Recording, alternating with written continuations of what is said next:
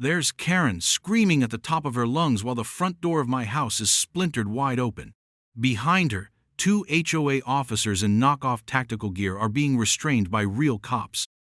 And in the middle of it all, my son, shirtless, barefoot, and calm as a summer storm, has one of the fake rent-a-cops pinned to the ground like a paper doll. Yeah, that's me. You're probably wondering how I ended up with 2 HOA vigilantes breaking into my home over a $5 fine. And more importantly, how they ended up on the ground, gasping for breath, wishing they'd done a background check on my family first. It started with a $5 fine, a harmless-looking slip of paper tucked neatly beneath the rubber band on my mailbox, right beside the coupon booklets and real estate spam. At first, I thought it was a joke. Non-compliant mailbox number visibility, 5. The ink was faded and the font tried its hardest to sound official. My house numbers were perfectly visible, bright brass, recently scrubbed, and facing the street. I even shined them with Brasso the week before. I figured it was some sort of clerical error, tossed the notice into the recycling, and didn't think twice. But the next morning, there was another slip. Failure to address prior violation, 5 late fee. Now they were charging me extra for ignoring a nonsense charge. That's when I realized this might not be just a fluke.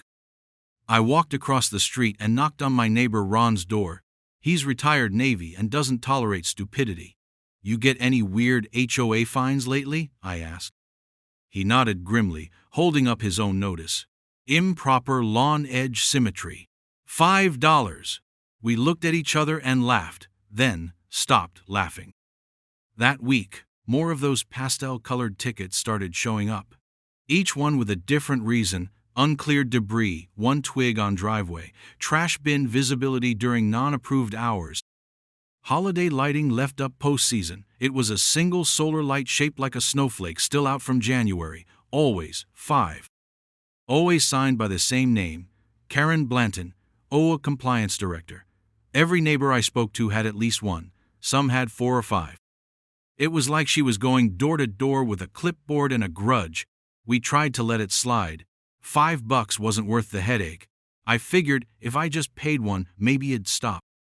I sent the payment online through the HOA portal and got a receipt that said, pending confirmation. The next day, I got another fine, mailbox paint inconsistency. Again, $5. But this time I noticed something strange. The digital ledger on the HOA portal didn't show my payment. No record of the 5, no confirmation email, no update to my account balance. When I called the number listed on the notice, I got an answering machine that said, "We are currently experiencing high call volume. Leave a message, and someone from the compliance team will contact you." Nobody ever did. A few days later, I spotted a man in a windbreaker standing across from my house, pretending to check his phone while pointing it toward my garage. I stepped outside and asked if he needed something. He said he was just taking measurements for landscaping inspiration. Next morning, another fine: improper weed management, dandelions visible. My lawn didn't have a single weed. That's when I started documenting. Every ticket, every timestamp. I installed a trail cam aimed at the mailbox. Sure enough, the same guy I'd seen earlier came back at night and slipped a notice into the box by hand. Not a mail carrier, not city staff. Just some guy in a hoodie and cargo pants with a flashlight and a smug little stride. One night, I stayed up to catch him in person, but he never showed. Instead, I got a different surprise. My mailbox door was open, and inside was a crumpled paper that simply read, "Too many questions, not enough cooperation. No fine amount, just that." Like a warning. I called the HOA to report it. Same voicemail. I emailed. Got a bounce-back error. When I logged into the portal again, my access was limited. Couldn't see my violation history anymore. The page just said, "Access under review, compliance pending." That week, I noticed other neighbors acting strange, avoiding eye contact, shuffling quickly back into their homes. The nice couple 2 doors down wouldn't return my waves. Even Ron said he was going to lay low for a while. Then came the knock at midnight. Just 2 taps, soft but deliberate. I opened the door, and no one was there. But my mailbox was swinging open again. I checked the security cam feed and saw nothing but static during that 5-minute window. Next morning, I discovered someone had unscrewed the lock on my side gate, not removed it. Just loosened the hardware so it would fall off naturally. And sure enough, the next time I opened it, the whole latch crumbled to the ground. That's when I saw him, another HOA board member, one I recognized from the last quarterly meeting, standing in my backyard, clipboard in hand, taking photos of my tool shed. I didn't say a word. I just walked straight up to him and asked, "You mind telling me what you're doing on my property?" He muttered something about routine compliance evaluation. I told him to get off my land before I called the cops. He did, but not before dropping another slip on my lawn. Unsecured tools visible from street. I picked it up without breaking eye contact. "This is harassment," he shrugged. "This is HOA policy." I stood there for a while, listening to the blood pound in my ears. That's when I decided it was time to call a family meeting. We gathered in the living room that night, me, my wife, our teenage daughter, and our son, who'd just gotten back from overseas. His duffel bag still sat half unpacked by the stairs. He'd been home less than a week and had kept mostly to himself, until now. "They're watching the house," I said. "We've had unauthorized entries, suspicious behavior, and now they're leaving threats." My wife's hands trembled as she poured coffee. My daughter was already texting her friends about transferring schools. But my son just leaned forward, elbows on knees, eyes locked on me. "Do we know who's behind it?" he asked. "The head's a woman named Karen Blanton," I said. "She runs the HOA like it's her personal empire. But there's more going on here. This isn't just about mailbox paint." He nodded slowly. "Sounds organized." "It is," I said. "Too organized. And now it's coming into our yard." "All right then, let's return the favor." That's when I remembered who we were talking to. Not just my son, not just some kid with a high school diploma and a buzz cut. This was Staff Sergeant Marcus Hale, U.S. Army Special Forces, 3 tours, counterintelligence, surveillance, tactical response, urban warfare. He'd come home to rest. But now, the war had followed him to our front porch, and Karen Blanton had no idea what kind of enemy she'd just made. Marcus didn't say much at first. After that night, he went right back to being quiet and observant, spending his mornings on the front porch with a thermos of black coffee and a spiral notebook in his lap. No phone, no earbuds, just him, his thoughts, and the neighborhood unfolding in real time. He'd nod occasionally, scribble something down, and sip his coffee like he was on a stakeout. And in a way he was. I joined him once or twice, but I could tell he preferred working alone. His eyes would dart every time a car passed. He noticed things most people wouldn't. Tire tread patterns, frequency of certain vehicles, subtle changes in landscaping. By the second day, he had drawn a crude map of the block by hand, color-coded in red and blue depending on which houses were HOA safe zones and which ones were compromised. At first I thought he was being paranoid. Until I started seeing the same silver sedan drive past our house. Over and over and over. Same time, every day. Never parked, never waved. Just slow rolls with dark-tinted windows and a broken right taillight. Marcus started timing it. 4 loops today, he said flatly one morning. Every 12 minutes, then they pull off onto Greenvale Drive and disappear. "You know who lives on Greenvale?" I shrugged. "Karen's cousin," he said. "Name's Steve. Big guy. Beard. Wears tactical cargo pants and Under Armour shirts even when it's 90 degrees. I followed the sedan on foot last night. Watched it pull into Steve's garage. He flipped his notebook open to show me a hand-drawn sketch of the car, license plate half obscured by grime. It's unregistered. Plates don't match. Probably a dummy vehicle." My skin crawled. Marcus looked me dead in the eye. "They're building a surveillance ring." That same day, a new compliance notice showed up on our front door, this one for unlicensed porch seating structure. Apparently, our Adirondack chairs weren't part of the approved neighborhood aesthetic. Fine, $10, double the previous ones. The notice also came with a bold red stamp across the bottom. Secondary violations may result in legal consequences. Legal consequences over patio furniture. I called the number on the slip, got the same dead voicemail, sent an email, bounced. Marcus watched as I slammed my laptop shut. "They're not tracking fines," he said. "They're testing obedience. See how far they can push before someone pushes back."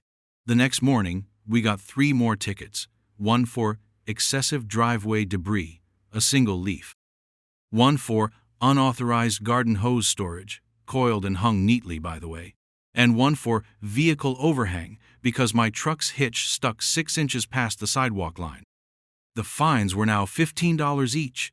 The ink on the slips was still warm when I picked them up, which meant someone had hand-delivered them again. That's when Marcus put up his first camera, small, subtle, clipped beneath the rain gutter like a wasp nest. Motion-triggered, silent infrared fed directly to a backup SD card. "If they want to watch us," he said, "let's watch them back." Over the next week, we watched what he called the O Patrol get bolder. They started walking the sidewalks in pairs. Black polo shirts with embroidered patches that read Community Compliance Task Force. They wore clipboards like holsters and cheap security belts with plastic flashlights and what looked like airsoft pistols painted black. One of them even had handcuffs dangling from his belt loop like he was auditioning for Reno 911. Marcus zoomed in on the patch one night during a frame-by-frame review of the camera footage. "That logo's not registered with the state," he said. "These aren't real uniforms. They're just LARPing with power. I filed an official complaint with the city." No response. Called the non-emergency police line. "Unfortunately, sir, it sounds like a civil matter between you and your HOA. Civil matter." As if these goons weren't standing in front of my house, filming my yard like they were preparing an indictment. I even went down to the county recorder's office to ask if there was any legal precedent for these kinds of compliance patrols. The clerk, a bored-looking guy in a wrinkled polo, shrugged. "If your neighborhood bylaws allow it, and the HOA voted it in, then it's probably legal, or at least hard to challenge." That same afternoon, my wife came home pale and shaken. "They tried to block me from pulling into the driveway," she said. Her hands trembled as she set down her purse. "2 of them, the ones in the black shirts. They stepped in front of my car and said I was pending review for vehicle access. I told them to move and one of them said, 'Ma'am, we are authorized to detain non-compliant residents until verification.' I felt the blood drain from my face. 'They what?' I called 911, she said. But they walked off before the dispatcher picked up. Marcus didn't speak. He stood up slowly like a lever being cranked to life, walked into the garage. Came back 10 minutes later with a black duffel. He laid it on the kitchen table and unzipped it without a word. Inside were 2 surveillance radios, a spare body cam, and a battered notebook filled with shorthand I couldn't read. "They want a show of force," he said, voice low. "Let's give them one." That night we didn't sleep, we planned. Marcus laid out a grid of the neighborhood and marked out key locations, where the patrol routes were thickest, which houses seemed to be command hubs, who was probably watching whom. He drew out arrows and timing loops, pointing out blind spots in their movements. "They've got no comms discipline," he said.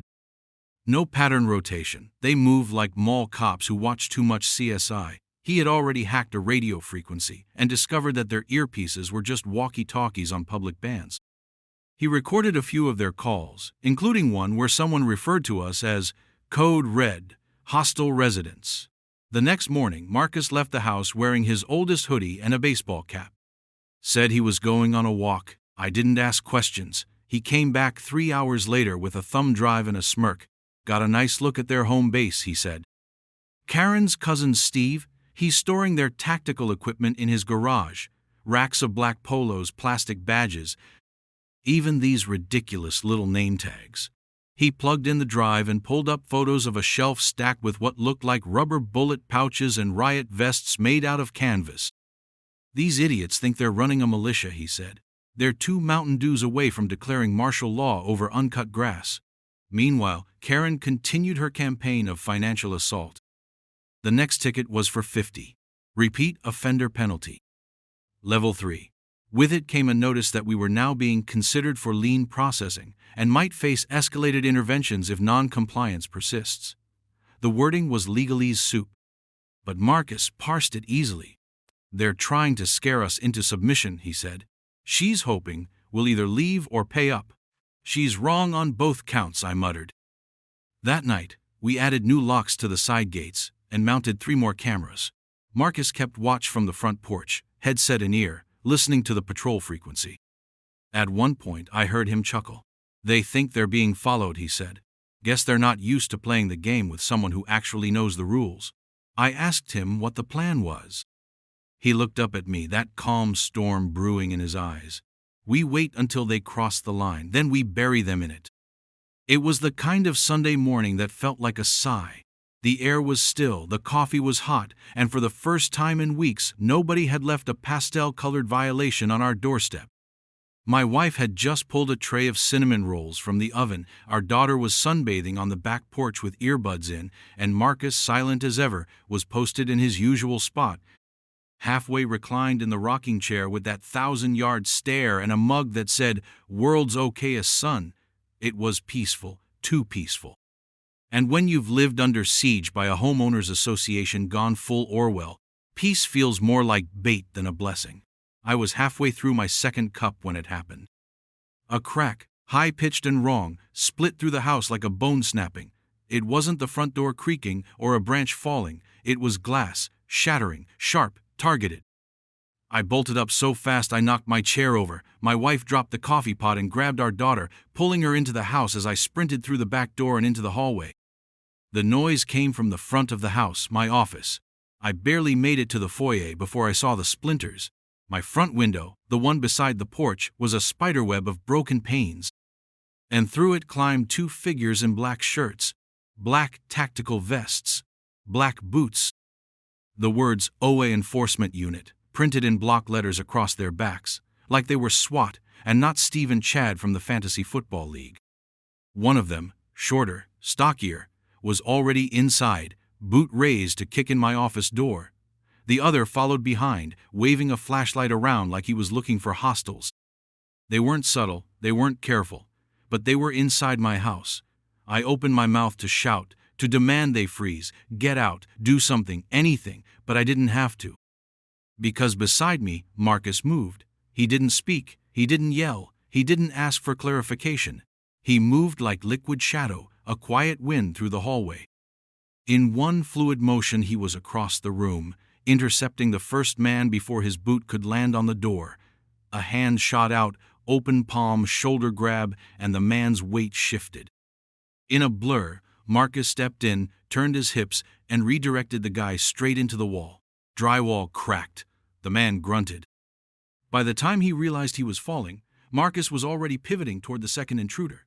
The second guy fumbled for something on his belt, what looked like a taser, but with bright orange trim, a prop. A toy. Useless. Marcus didn't give him time.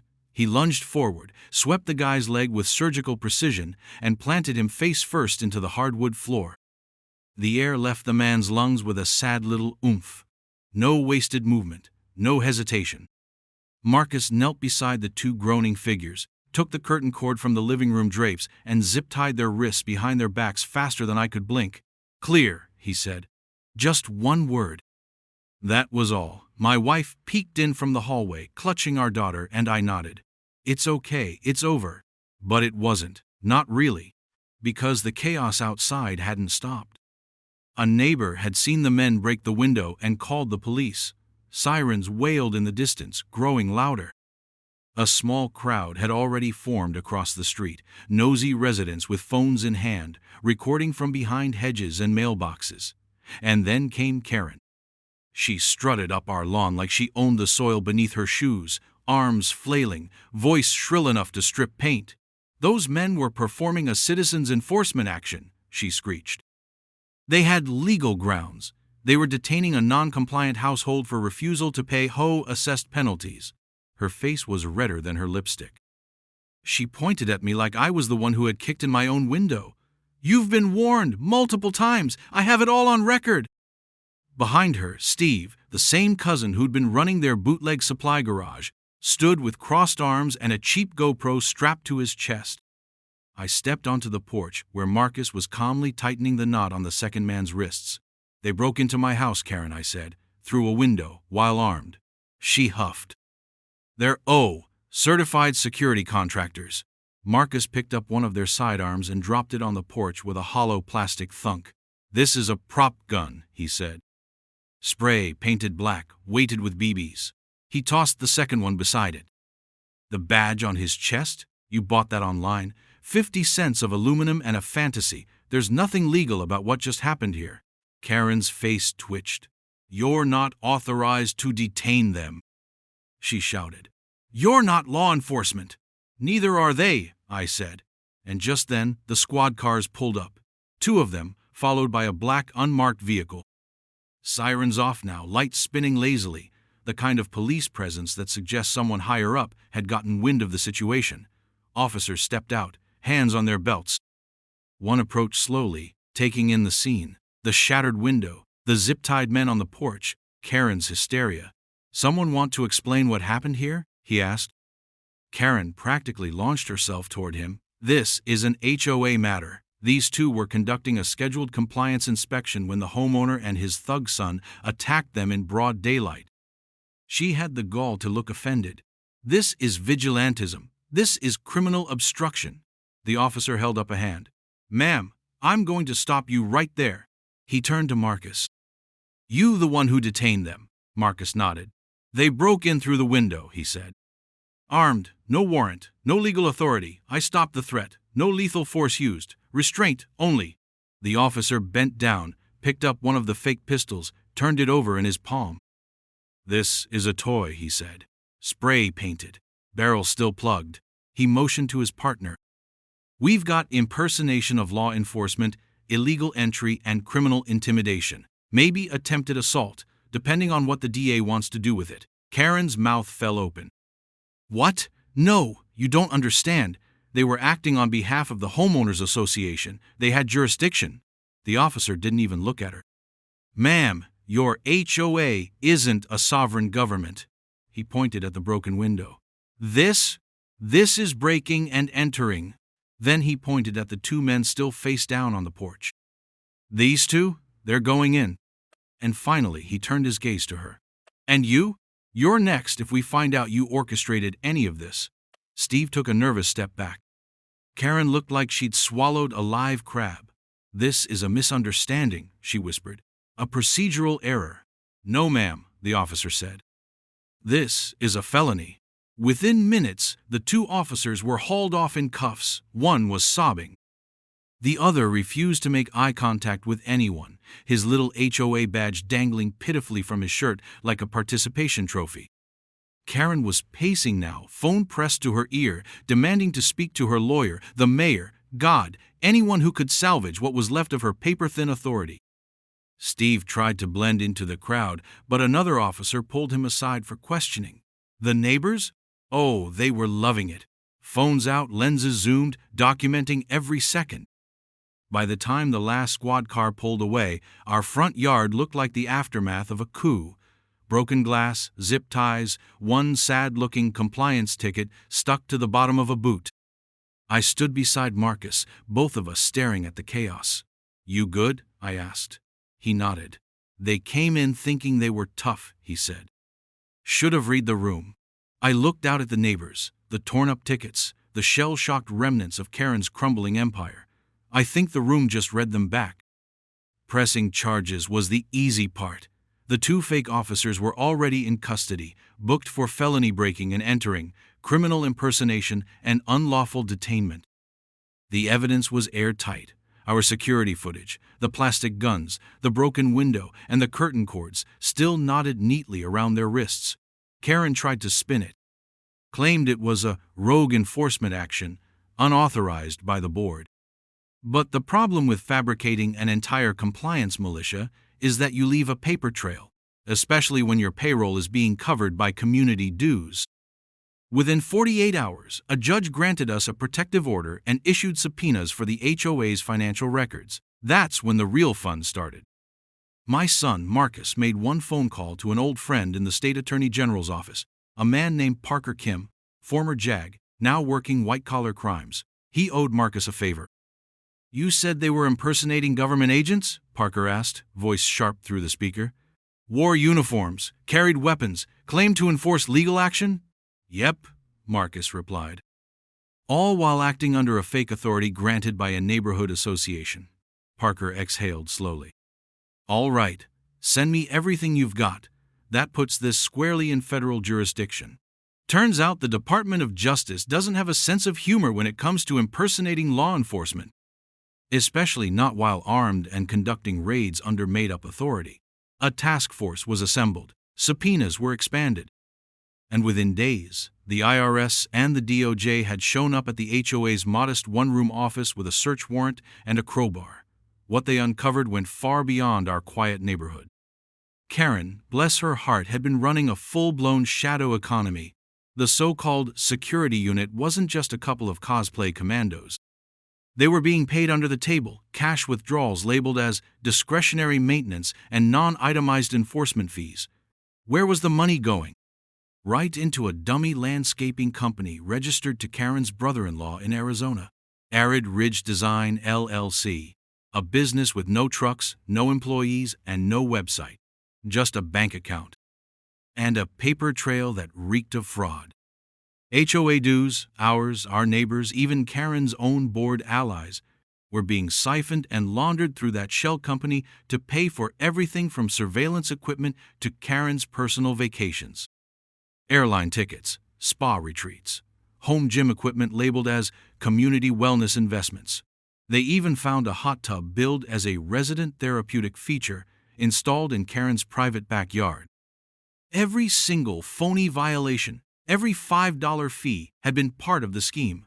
The petty notices weren't just Karen being Karen, they were bait. Psychological warfare designed to generate revenue through fear and compliance. And we had the receipts. When the news broke, it hit hard. Channel 7 ran a special segment titled The HOA That Thought It Was a Government. Karen's mugshot flashed across every local TV station, mascara smeared, lips pursed in disbelief. She was arrested at 6 a.m. in her bathrobe, trying to delete emails from her phone while sipping coffee on her porch. Steve, her cousine/quartermaster, was taken into custody that same afternoon after trying to flee in the silver sedan, now missing both plates and painted flat black with house paint. The HOA crumbled overnight. Board members scattered like rats from a sinking ship, each one denying knowledge of the shadow fund, though we later found an internal memo where Karen literally wrote, "If anyone asks, tell them it's a pilot program. Their lawyer jumped ship. The bank froze their accounts." And the residents, those who'd stayed silent or complicit, started knocking on my door one by one with apologies. "We didn't know," said Ron from across the street. "We just wanted to keep the peace," said Diane, who once voted to fine me for unregulated hanging plants. Turns out the peace they'd been keeping was bought with hush money and blind eyes. The city stepped in and declared the HOA null and void. A cease and desist order was issued, and a court-appointed receiver was brought in to dissolve its assets and reassign responsibilities to a provisional civic board. For the first time in years, the neighborhood was free. No more phony fines, no more fake cops, no more HOA, just people, human again.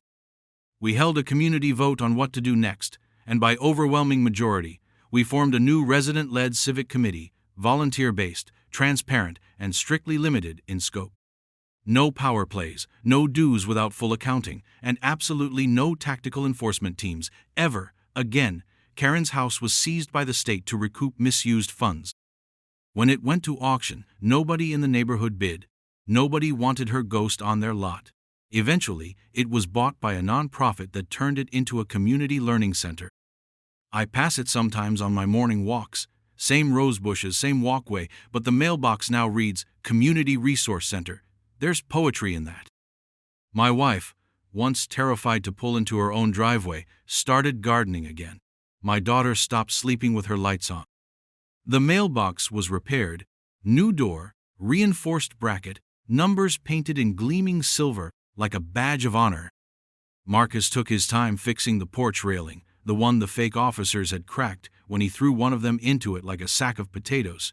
He didn't rush, just worked quietly, shirt sleeves rolled up, wood glue and nails in hand. It was one of those crisp, late spring afternoons, birds singing, dogs barking a few houses down, and the smell of cut grass hanging in the air like a promise.